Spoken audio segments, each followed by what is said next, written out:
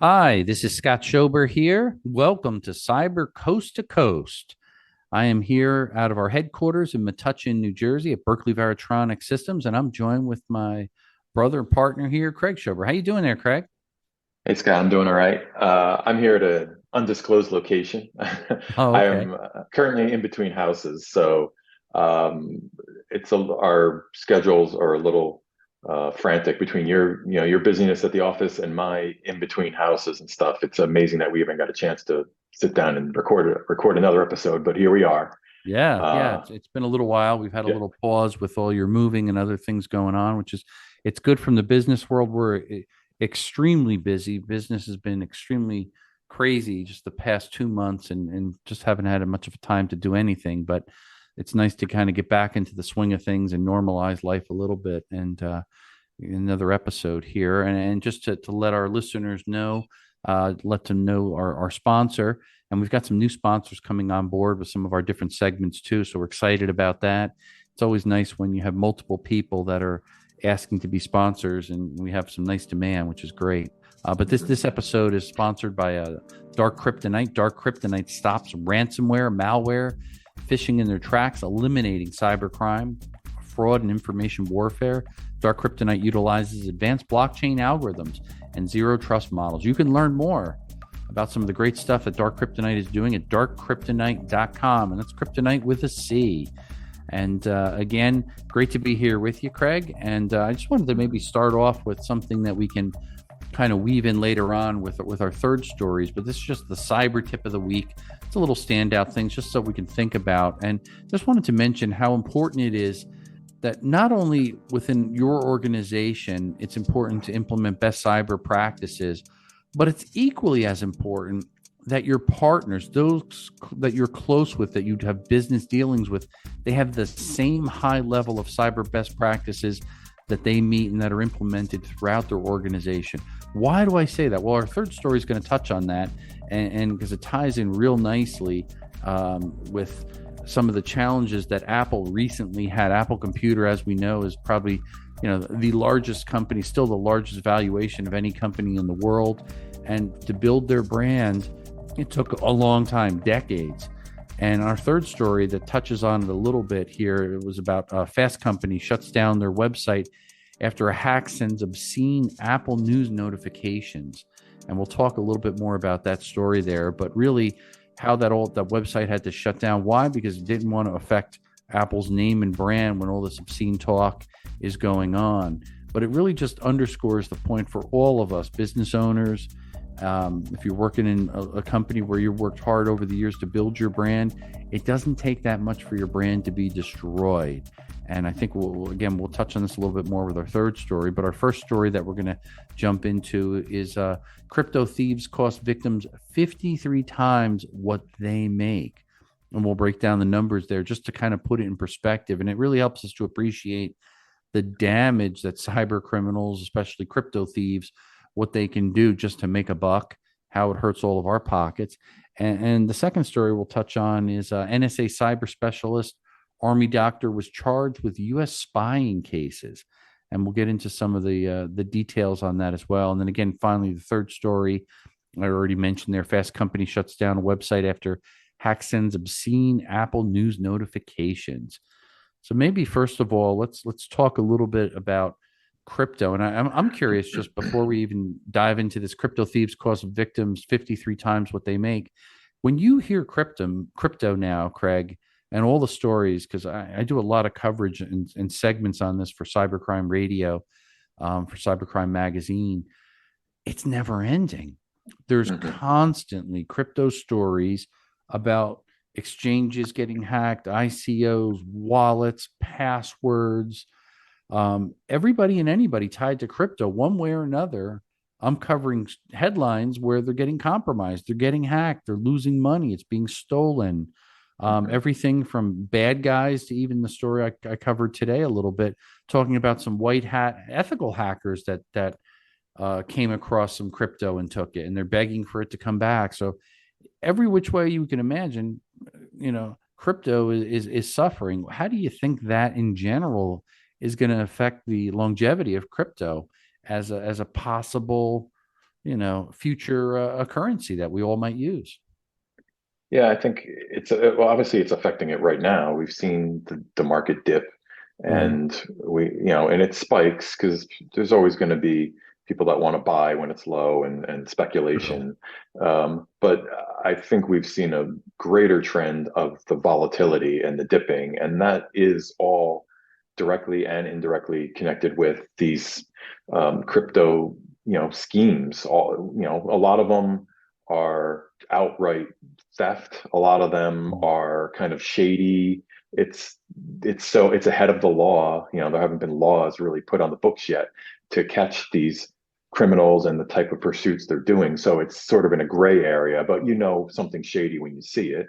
So it's shady, and it's a shame because it ruins it for the it seems like an ever shrinking few of legitimate organizations and use cases for crypto. We keep hearing how it's the inevitable future and that all currency is going to be digital, all is going to be crypto related, all is going to be on the blockchain or some variant of blockchain. But it just seems like every time they make a step forward, it gets kicked back two steps because these headlines are just not going to stop, and that does show that it's entered the mainstream. The criminals go where the money is, and the money is where the people are, and the mind share, if you will. So I don't. It's sort of a good and bad, I guess, if you want to put a positive spin on it. It means crypto has entered into the mainstream. But if you call NFTs mainstream, and I think they're kind of a scam, and they're sort of just because you have a few ads on the Super Bowl that advertise NFTs and the future of that, that doesn't make it legitimate. It just makes it big, and as we know, it makes it a big target. So I don't know what to make of it. I try to look at the positive sides of crypto, and even that you have trouble finding the positive. I was looking at just the basic efficiency of it, for instance, and we look at Bitcoin because Bitcoin is the kind of Yeah. the current king of crypto, I suppose. But one Bitcoin transaction takes 1,449 kilowatt hours to complete, Jeez. which is approximately 50 days of power for the average US household. Now, I don't know what the Bitcoin's currently selling at. It's at like Right. No, it's $30,000 or it's something, or down 20,000. to a little more than 19,000 as of this morning. I Okay. looked. So I was that's surprised. It took a dip again. Yeah. Yeah, it's dipping with the market in general, I Yeah. suppose. Yes. That's part of it. But it's a little shy of 20K, which of course isn't the amount of power, the amount of money spent on power in 50 days for the US household. But the efficiency, it should be much better than that, because if you Yeah. also look up other stats like credit cards, which have been around for decades and decades. Uh, Look here, VisaNet can process 65,000 transactions per second. Bitcoin Wow. can process a whopping 5 transactions per Yeah. second. Night and So day. it's not, yeah, it's using more power, it's much slower.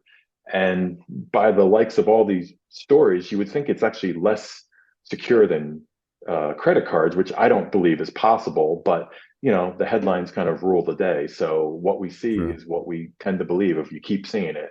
Yeah. So hopefully, a new crypto standard will emerge soon. Something that's more power efficient, something that's even more secure, something that relies on the variant of blockchain, and we can move forward to this inevitable future that we're kind of being promised.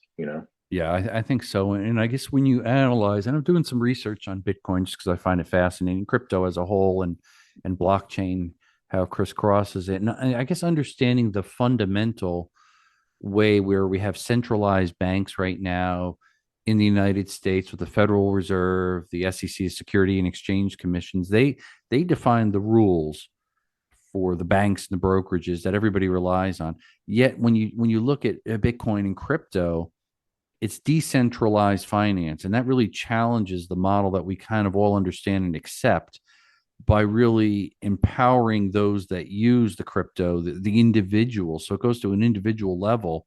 And what does that mean? It really kind of eliminates everything, the fees that banks charge and all the fees that other companies and brokerages charge for services and things but that's how they make their money. So I understand Mhm. that, but it should theoretically increase the efficiencies of use and the cost structure because you're taking the middleman in a sense out of it. And now Mhm. you've got individuals that in a sense are holding secure digital currency in their digital wallets. They can transfer the funds almost immediately to anyone that has an internet connection that wants to use this decentralized finance network in the world of crypto. So the concept is really cool, but the fact that you have to mine a Bitcoin, and as you mentioned there, all the people's hands that are involved in it. Usually, I find they're more behind the scenes. In other words, it's an insider job. Somebody that had access to maybe the password to get into the wallet or the exchange or this or that. They're playing games around Mhm. the world of crypto, and they steal big chunks of change that are hard to trace. And that's what seems to be a bigger problem. So you almost need like a crypto police type of mechanism to be deployed, and some level of regulatory oversight and compliance that everybody can get on the same page. Right now, I call it the Wild West. It's a bit crazy out there because, like you said, the headlines don't stop, and that's what rules the day. Another exchange hacked, another wallet hacked, another person duped out of their money and they can't recover it because it was a redirect on a website, whatever it is. It goes on and on and on. But that I Mhm. think that nicely um, dovetails into this story here. Crypto thieves cost victims 53 times more than what they make. And this was taken from Info Security Magazine, which is a well respected magazine. And just in the essence, I'll read some of the bullet points and we can chat about it. It says here, according to a new report, crypto hackers make $1 for every $53 they cost their victims in extra expenses. The statistics are published as cryptojacking has become more prevalent than ever. And this was really done by a group called Team TNT and a Mhm. threat actor involved in numerous hacking campaigns. So I guess they did a deep dive. And they mentioned here the threat actor had a little more than 8,000 in several crypto wallets. And the hacking campaign conducted by the group to steal these funds cost the victims over 400,000 in extra cloud expenses. Right. It's Now, crazy. yeah, I was going to ask you about what do you think, like 400K in extra cloud expenses, like what is that? Is that them buying up more servers? Is that them having to go through and create backups and erase old things? Like all these types of best practices that you should be doing, they're kind of forced to do because of this hacking of these wallets. Is that what you think it was? Or Yeah, I guess that when we think of the cloud, and the cloud in essence is a stretch, is really servers remotely located somewhere, and they're now these days much more secure than they used to be because these clouds and containers they store all this information. And there is a lot of information when we think about Bitcoins and the blockchain, the ledger, and everything else. It starts to add up with all these different transactions and such. But I don't fully understand why it's that much in cost, to be honest with you, without maybe doing a deeper dive or if they shared some of the research on this, because it seems pretty high. Um, yeah, don't know why it's that high, unless it's because the amount of users and it's an exchange and they keep all their data in redundancy on multiple, cloud servers or something like that. That's something that we're missing. I guess we really need to know more about how they collected this data to come up with this corollary of $1 versus every $53. But assuming we can trust it and they're accurate and there's more to it than they shared in the article, it's a staggering amount of money if it's really hackers make $1 for every $53 they cost the victims they breach. It almost yeah. reminded me of something like you know a robber breaks into the house and they steal your diamond necklace that costs $10,000. And as they're running out the door, they take a match and throw it on your curtains, and now your $500,000 house goes poof up in flames. It's Mhm. something like that. It's like an It's a extreme amount yeah, of it's an damage has been inequity done. kind of Yeah, yeah, and it's like those old stories. Oh, so and so was shot and mugged, and the thief got away with only $2. It's kind of yeah, like yep. that extreme thing. It doesn't read right. And when I read the story more, I think part of it. I'm sure there's some legitimacy. I'm not going to say to the numbers, but to the kind of sentiment that the story's trying to, portray. But I think it might be a case of like just the low sampling rate because they're really only looking at 10 crypto wallets used in this one campaign, and they're looking at the bill. It's one set of victims, and across spread across 10 wallets, and one, I guess, or multiple groups of hackers. And essentially, I think they're just dividing the amount that was found versus the total cloud bills that, the spend. And they might have overreacted and spent more on the cloud than they needed to, or they could have underreacted. But I think the point is it's a really low sampling rate. So if you took all crypto wallets robbed of, and then all the reactions to that, I think you'd have a much better number than one in $53. Who knows what it would be, but this gives us, I think, a starting point to say, hey, there's definitely a problem. Now Oh, let's find out just how big the problem is. Is it worse than this? Is it not as bad as this? And let's address it. yeah. I also wonder too, and again, we don't know, but perhaps if you add up other factors as well, like more than half the cryptocurrency that's been mined and created is gone, is stolen or and not recoverable or lost because somebody doesn't Mm-hmm. have access to a wallet and they forgot the password, they can't get in, and poof, it's gone forever. That's a big part of a lot of the confusion in that world of crypto. The other thing is that when crypto is stolen and you have to now hire a third party to help to come in and do the forensics, it's extremely expensive. They're going to charge a Mm-hmm. premium. And if they recover the crypto, and there are even companies that'll recover your crypto, they're going to take a good percentage of the, as a finder's fee. It may be 10%, it may be 20%, it may be more. It depends on the relationship and what efforts and length they have to go to. And just how much desperation on the part Yeah, of the exactly. victims. How big is the pot? Are the parties the victims? Maybe it's an exchange and everybody trusted in that exchange, and all their crypto is stolen, and now they got a $500 million that they got people with their hand out. But on top of that, they've got all these lawsuits from all their customers going after them, saying, "Hey, you told us this was safe. How could you have done this? You lost our money." But how are you going to sue somebody, and how can they recover that, and it's not backed by anything? There's no insurances typically. That's starting to change. Some of these exchanges and other things, they're adding levels of insurance and things to calm customers down, similar to if you have a large CD that it's the federal government's backing it in a sense, so you can get some recourse if it's compromised or the bank goes under. But it's a Mm-hmm. mess out there, that's for sure. Yeah, Good. Well, interesting story there. And again, just to make a mention and thank our sponsor there again, Dark Kryptonite. They stop ransomware, malware, and phishing in their tracks, eliminating cybercrime, fraud, and information warfare. Dark Kryptonite utilizes advanced blockchain algorithms and zero trust models. Learn more about them at darkkryptonite.com. Kryptonite spelled with a C.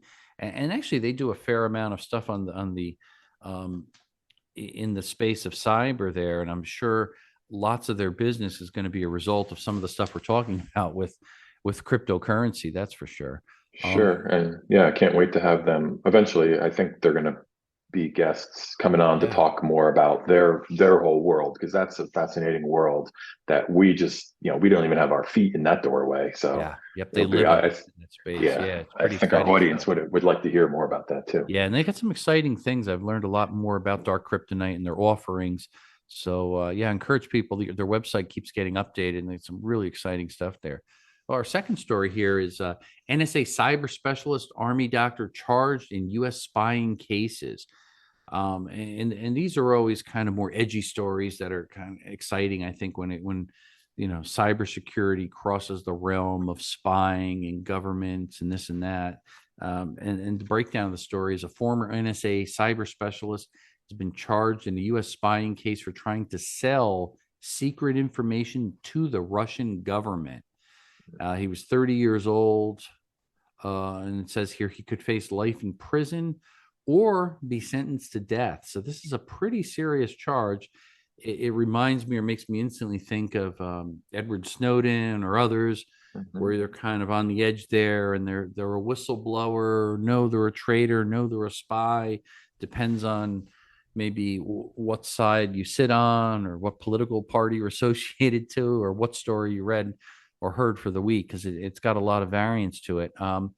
This one here says the cyber specialist was hired at NSA, but worked there only for about 4 weeks. So he was still trying to find the bathroom, it sounds like. Um, and Well, during his tenure, he managed to find some really top yeah, secret documents, so yeah, he did know his exactly. way around something. During his tenure at the agency, he printed top secret documents. So he sought them out, saw them, printed them out. After he left it, he tried to sell the documents on the dark web website that was created by the Russian SR or SVR. An undercover FBI agent convinced him that he was talking to an agent from a foreign government, sending payment to his cryptocurrency wallet. So he basically kind of socially engineered him, fooled him, and he sent two cryptocurrency payments worth close to $5,000. The former NSA employee asked for $85,000 exchange for all the documents, citing financial problems as the reason behind this act. Later, he got arrested and at the planned meeting point for the document handover. So certainly, this is a serious case because I would assume that the NSA does a very good job, and I think they do, of vetting employees and making sure they understand their background, their Mhm. connections to any foreign governments, any type of suspicion that they would rule that out. But I guess again, no system is perfect. And they mentioned Yeah. he's being charged with 3 violations of the Espionage Act. And they further on in the article, if you read down, it says it's not the first case that former NSA employees have sold or leaked sensitive data. And of course, our friend Edward Snowden, previous NSA contractor and CIA employee, leaked over 7,000 top secret documents. And Hmm. there he pushed them out to journalists and everything else. And many, Well, and big headlines in the news. I think it was yeah, this week. Snowden was granted, Russian citizenship. yes, yes. I was So surprised. it brings it all back, and you want to, I mean, yes, of course, this person and Snowden, he was never really tried. So technically he's innocent, until proven guilty. And the same with this person, although this story has all the hallmarks of a classic spy that got caught. You know, Yeah. he's in debt. He's only on the job for 4 weeks and is photocopying all these top secret things that he probably weren't in his job description. I would imagine just too many documents to all be in his wheelhouse. And he walked right into a kind of an FBI undercover FBI agent's trap, who he admitted all this stuff to. And yes, of course, it's possible he was framed or the circumstances just aren't what they appear to be. But this, even reminds me of a former president of ours and Mm-hmm. a bunch of secret documents that are allegedly, classified documents in Mar-a-Lago, and that stuff is being uncovered too. You don't want to convict before you have all the evidence, but sometimes the evidence just seems like it's overwhelming, and it's Yeah. hard to imagine it going any other way. Mm-hmm. True. That's true. All right. Well, that this will lead us into our third story. And again, we want to thank our sponsor, their Dark Kryptonite. They stop ransomware, malware, and phishing in their tracks, eliminating cybercrime, fraud, and information warfare. Dark Kryptonite utilizes advanced blockchain algorithms and zero trust models. Learn more on darkkryptonite.com. Kryptonite is spelled with a C. Real quick question. I'm curious, Craig. Where do Mhm. you get your news from? How do you read your news daily when you want to find out about like the big storm that's coming through Florida and up the coast here on the East Coast, or just tech news or anything else? Where do you go to? I have three sources, I would say, three different sources. Mhm. Um, One is podcasts, actually, Okay. audio podcasts, tech podcasts, stuff like that, because they deliver little things of news and along with tech gadgets, which is the main reason I'm listening to. But Sure. there's a lot of other news in there too. Also, I listen to NPR, like on the radio, Hmm. WNYC. I think they offer a pretty good view of stuff. Um, you know, Biased, unbiased. However, I feel like they're pretty unbiased. And also, since I'm an Apple user and kind of in the Apple ecosystem, pretty deep in the Apple ecosystem, I I get and actually pay for Apple News. So I get my, get notifications every day. 95% of them, I just, flick away. I'll get to it later, or maybe I'll never get to it. Every once in a while, I'll kind of bookmark a story and then I check it out later, or I'll jump right in if it's something really interesting. So yeah, this story that we're going to cover now kind of piqued my interest because I didn't get the obscene or racist feed. I don't know what story it was specifically. I don't think I got it. At least I didn't notice it. But of course, as soon as I saw the story, I immediately jumped back to look for I'll some look kind for of it. weird. Yeah, I was like, there's got to Yeah. be a weird headline. Like, what this has got to be a real story. So where is it? But I'm sure they pulled it Yeah, I before I think they could pulled it check it. quick.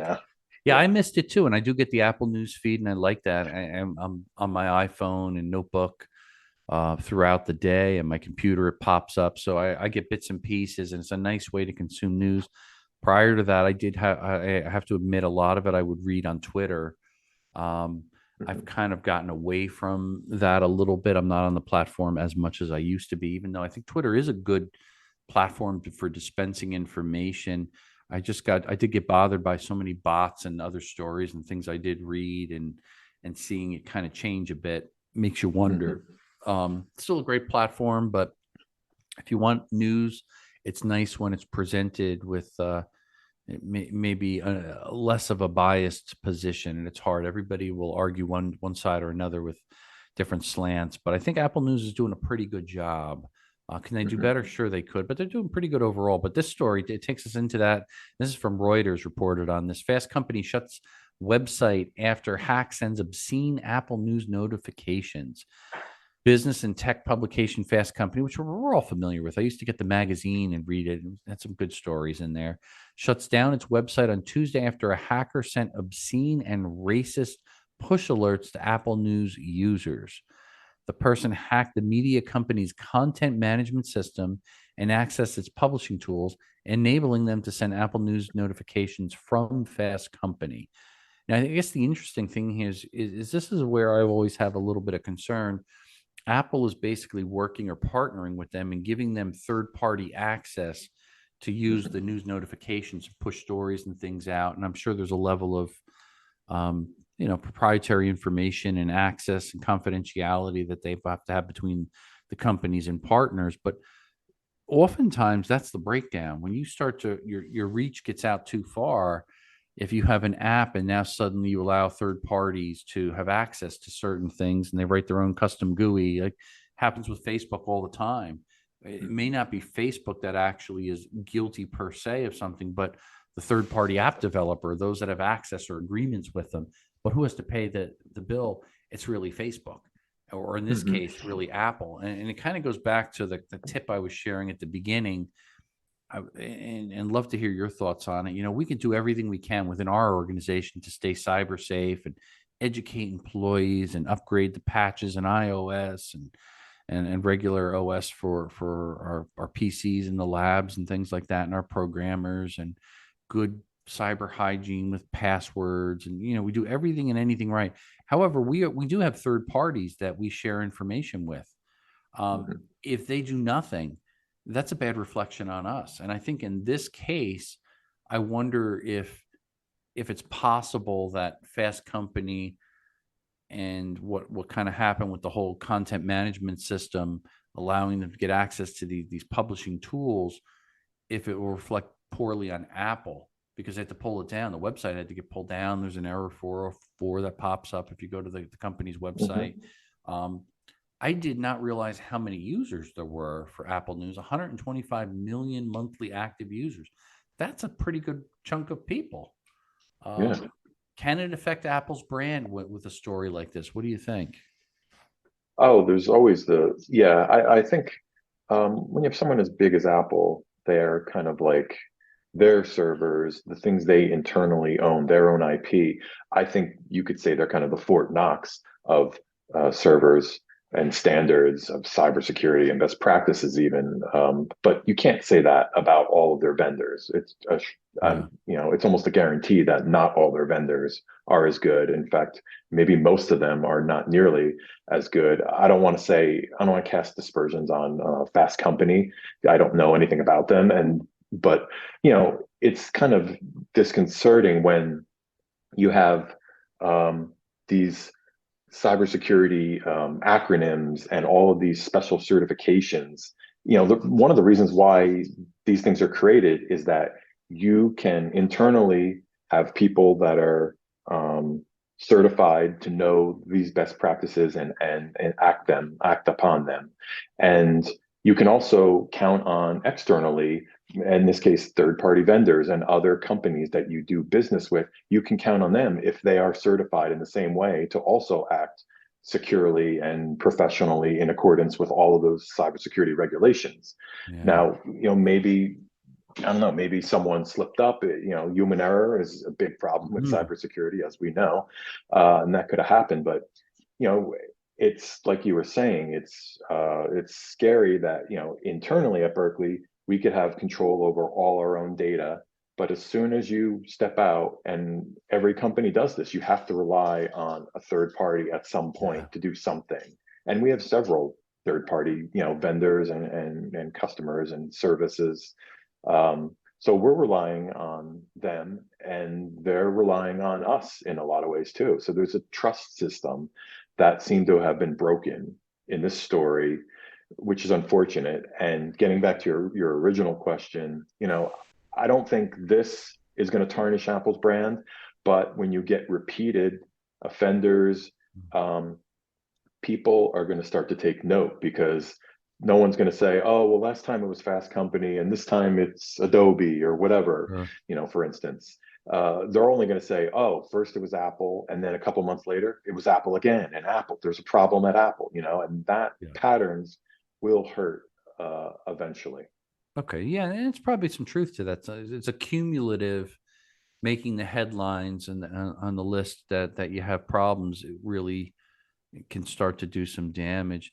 I don't fully know, and not seeing what the message is, this obscene and racist things, who's behind it fully, and what the intent was. Was it just to badmouth the company, Apple? Was it somehow tied more to Fast Company or somebody else? Mhm. Really have no idea. Maybe it doesn't matter at all. You don't even want to give the hacker the time of day to actually spew that whatever they were pushing out there, because it's probably wrong anyway, Right. and Well, it biased appeared and so on and there so was a forth. phrase that said Thrax was here in the Hmm. story, and I'm not sure if Thrax is the hacker or the group, or short for anthrax. I have no idea Yeah, what who what knows? they're getting at. So, but that was contained in, along with racial slurred, obscene language and stuff. So it's kind of like someone's trying to promote something, but it wasn't clear. I don't think anyone knows exactly what the goal was as of yet. Yeah, and sometimes that's the goal of a hacker is not always to steal money, extort money. This that sometimes it's just to, let's see if I can monkey around with this and cause chaos. It reminds me a little bit of a terrorist. Sometimes they don't even know their exact intended target, but it's to cause disruption, cause doubt, cause confusion. Maybe to some extent, the person behind this is just looking to cause chaos and maybe make a name for themselves in the hacker community. Who knows? Hmm. But in any event, it's, I guess the one thing I should point out, when this does happen, the reaction to it is what maybe differentiates a good company versus a bad company, or a strong versus weak company from a cybersecurity perspective. Right when it happened, immediately the company shut down the site. The Apple News feed was suspended. The situation was resolved. So, in other words, action was taken. The Hmm. lack of taking action, I think, could be detrimental to a company and a brand, regardless of how big it is. But the longer time things go on out there, that cyber criminals and hackers do, especially when I hear about these breaches, somebody got into a computer network 6 months ago and they just discovered it. And then it took them 4 weeks to report it. And then it took Hmm. them another 2 weeks to stop and identify the malware and remove it. Then they went back to their backups. When you hear those type of things where it's prolonged over many months or half a year, you start to lose confidence in the organization, to wonder, how secure really are they? But when you read a story like this, something terrible happened, they took action, They addressed it, situation resolved, business as usual. Now let's go investigate it and make sure it doesn't happen again. You feel better about it, at least. There's a little bit of a silver lining in it, maybe. Yeah, and if I could find another silver lining, it would be that targeted, they're not really ads, but let's say targeted headlines kind of almost saved Apple's bacon in a Yeah. way, because could you imagine, like you said, 125 million monthly active users. Imagine if all of those users received these, offensive headlines. It would be a headline, there would be stories about this for a month. Yeah. But because it just involved Fast Company and probably a subset of headlines and topics that Fast Company covers, I would guess maybe, I don't know, 50,000 people, let's say, might have received these offensive headlines as opposed to 125 million or more. So it's it's not a great silver lining, but at least for once, targeted headlines and targeted advertising kind of helped not spread so much hate so fast. Yeah. Instead of just kind of shotgunning it and blanket spreading it everywhere out to all the user base out there. Yeah, that's true. All right, good. Well, certainly three interesting stories. Nice to get your spin and get back on here and kind of get the pulse of the cybersecurity industry and some of the latest things that are going on. And maybe, but just before we get off, we want to again thank our sponsor, Dark Kryptonite. They stop ransomware, malware, and phishing in their tracks, eliminating cybercrime, fraud, and information warfare. Dark Kryptonite utilizes advanced blockchain algorithms and zero trust models. Learn more, go to their website, www.darkkryptonite.com. Kryptonite spelled with a C. Also want to thank our listeners for all the feedback that we're getting. I get some nice feedback through Twitter and LinkedIn, and some people I've met in person. Kind of exciting to keep hearing about. They like our series, our audio podcast, Cyber Coast to Coast, as well as our What Keeps You Up at Night. And again, I mentioned earlier, we have some new sponsors that are coming on board. And I think that's really nice. It's a testament to people like to hear about cybersecurity and the tips we share and the different stories and headlines, as well as the various guests that we have on our shows. And we're going to be having some guests on this show as well very soon. So stay tuned, and kind of excited for that and some different things that are developing. I do want to mention that this podcast is available on YouTube, Spotify, Google, iHeart, Apple, Amazon, and more. It's out there and it's everywhere on the internet. If you like what you hear, please subscribe. And also, please review our podcast. We'd love to hear the feedback, good, bad, and ugly. We'd love to hear your thoughts on it. And of course, if you have any questions or comments, you could direct message us on Twitter. My Twitter handle is at ScottBVS. You can even visit my website, scottschober.com, for more information. You could also fill out a little thing there and send your comments in or suggestions for future shows. Love to read it. And of course, if we read your comment or question on the podcast, we're going to send you your choice of a book. One of our books, Hacked Again, Cybersecurity is Everybody's Business, or Senior Cyber. And of course, we'll sign it for you and send you some swag with that as well. So yeah, certainly reach out and share your comments or questions. Again, we want to thank you for listening, and tune in next week for another new episode packed with cyber news, tips to stay safe, and perspective from one coast to the other coast. We really appreciate our listeners, and please do give us a review out there. I'd love to see a review and rating from our listeners, because that helps us to keep improving and growing this podcast to a wonderful audience like yourself. So I'm signing out. This is Scott Schober from the East Coast here in Metuchen, New Jersey. And this is Craig Schober signing out from a undisclosed hidden bunker. Okay. We'll see you next time.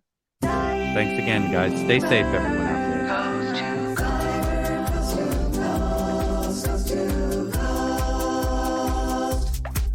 With your host, Scott and Craig Schober.